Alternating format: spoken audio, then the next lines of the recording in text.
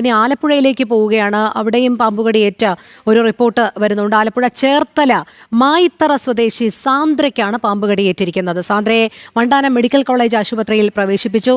സുധീഷ് ഗോപാൽ ചേരുന്നുണ്ട് കൂടുതൽ വിവരങ്ങളുമായി. സുധീഷ്, ആലപ്പുഴയിൽ കണക്കുകൾ ശരിയാണെങ്കിൽ 5-ലധികം പേർക്കാണ് പാമ്പുകടിയേറ്റിരിക്കുന്നത്, അല്ലേ?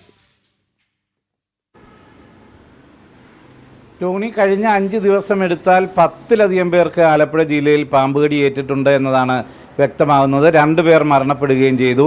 ഇന്നിപ്പോൾ 2 പേരുടെ വാർത്തകളാണ്, പാമ്പുകടിയേറ്റെന്ന വാർത്തകളാണ് പുറത്തു വരുന്നത്. ഒന്ന്, ഇന്നലെ രാത്രിയിൽ പാമ്പുകടിയേറ്റ അരിപ്പാട് പള്ളിപ്പാട് സ്വദേശിനിയായ അധ്യാപിക കൂടിയായ സിന്ധു. ഇവരെ കായംകുളം കരിയിലക്കുളങ്ങരയിലുള്ള സ്വകാര്യ ആശുപത്രിയിൽ പ്രവേശിപ്പിച്ചിരിക്കുകയാണ്. 10 ആൻറ്റീവനം ഇവർക്ക് കുത്തിവെക്കുകയും ഇപ്പോൾ ആരോഗ്യനില തൃപ്തികരമാണെന്നുമാണ് അറിയുന്നത്. അതിനു പുറമെയാണ് ചേർത്തല മായിത്തറ സ്വദേശിയായിട്ടുള്ള സാന്ദ്രയ്ക്ക് പാമ്പുകടിയേറ്റത്. അതിന് ഉച്ചയോടെയാണ് ഇവരെ വണ്ടാനം മെഡിക്കൽ കോളേജ് ആശുപത്രിയിലും പ്രവേശിപ്പിച്ചിരിക്കുകയാണ്.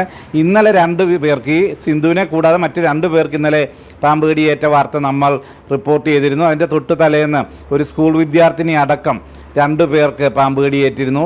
അതിൻ്റെ തലേ ദിവസമാണ് ഇന്ദിര എന്ന ഒരു കുട്ടനാട്ടുകാരി വീട്ടമ്മ മരണപ്പെടുന്നത്. അതിൻ്റെ തലേന്നാണ് സെലീന എന്ന 42കാരി കായംകുളത്ത് മരണപ്പെടുന്നത്.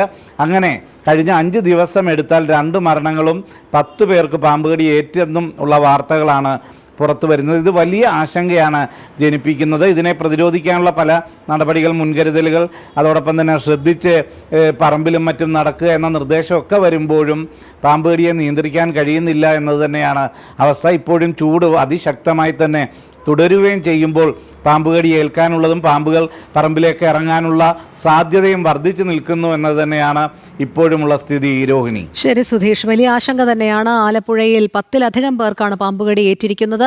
2 പേരുടെ മരണവും ഇതുമൂലം ഉണ്ടായിരിക്കുകയാണ്.